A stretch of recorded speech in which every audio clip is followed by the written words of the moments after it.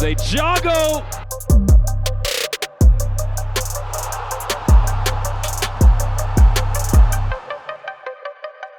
Overhead kick is in. And this one's in. How about that? And it is all working for North Texas.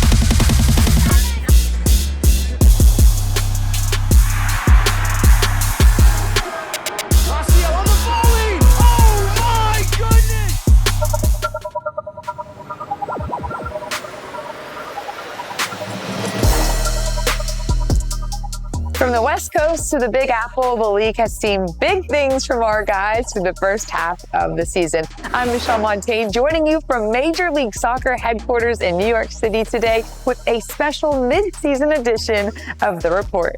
The midway point of the season means it's time to recognize who has stood out so far. And since this is a team sport, we start with our mid-season team, who just so happens to have the youngest average starting lineup. That would be Philadelphia Union too. They've earned 29 points in their first 13 matches. Their 28 goals are tied for second most in the league, trailing only SKC2, while their 13 goals allowed tops the Eastern Conference. The perennial playoff team has found its way to the top of the East, and the entire club, from staff to coaches to players, is due the credit. For us, it's just another day. It's part of our goal, to develop these players each day, each week, and a lot of the credit, if all of them, should go to the players. They put in a lot of good energy every day, every week. They prepare well. They take care of their bodies off the pitch. So, this is just kind of a result of all the good things that they've been doing throughout the season so far. So we're happy for them. With the impressive run of form from one of the best development clubs in the country, it's no surprise to see so many Union 2 players signed to MLS deals this season. David Vasquez, Andrew Rick, and Kevin Sullivan headline the group of youngsters.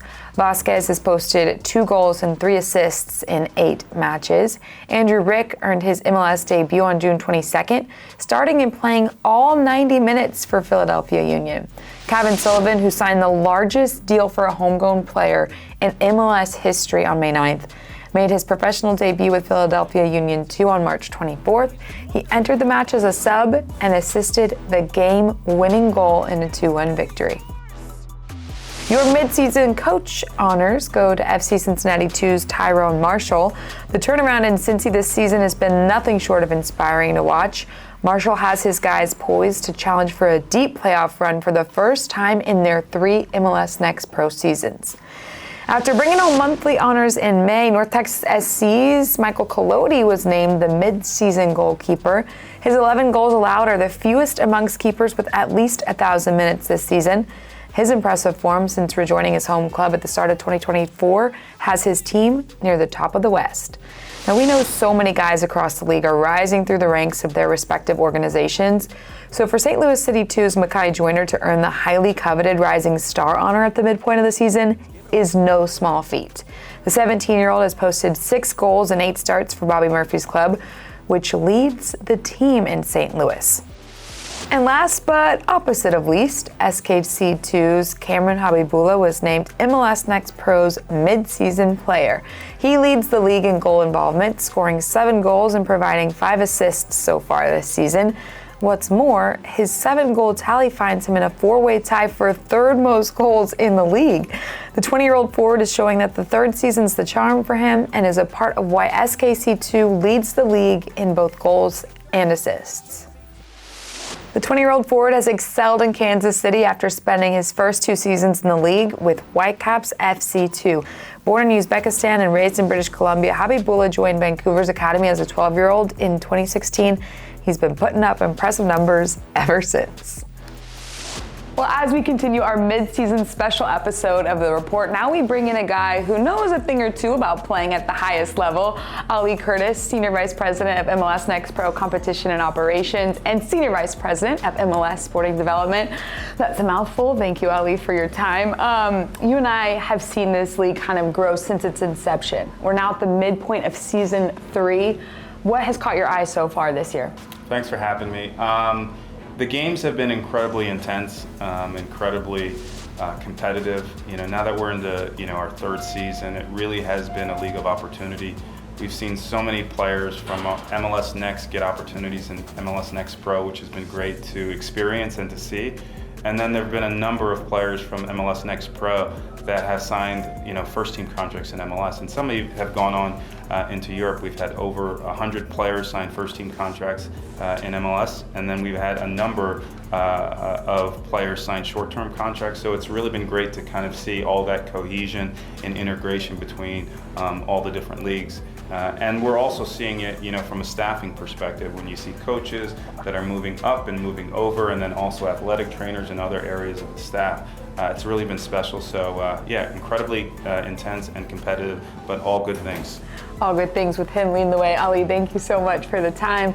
He touched on some of the numbers there. Now we're going to take an even deeper look at MLS Next Pro by the numbers. There have been 190 matches played. That's led to 632 goals. That gives us an average of 3.3 goals per game. We've witnessed 44 shootouts this season with a shootout conversion rate of 74.8%. There is our go-ahead. We are underway in the first ever Battle of the Independents between Chattanooga FC and Carolina Core. And that's going to trickle through from the open goal from Jesus Ibarra. Vanya, goes left corner. Overhead kick is in. A big part of what makes MLS Next Pro the league that it is, the independent clubs. Making their MLS Next Pro debut earlier this season, Chattanooga FC, who got off to a pretty strong start, winning 4 of their first 8 games, but their head coach, Rod Underwood, knows that wins are hard to come by, and halfway through the season, feels like that is something his guys are still learning what it takes.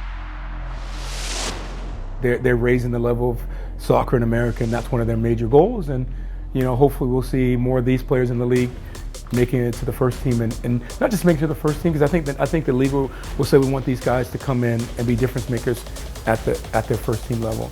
And it stresses us every game. We haven't had an easy game in this league. So even the Miami game 6-2, that was an easy game. Things just bounced our way that game.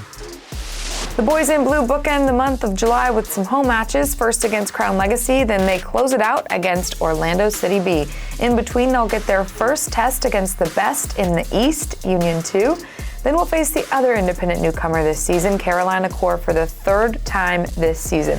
The two teams have split wins in their first 2 meetings, and Core's Chief Sporting Officer, Eddie Pope, is hoping that they take the tiebreaker.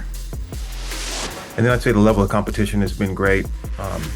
It's been good to see how much the league has grown over such a short period of time. The players are so good, the coaching is so good.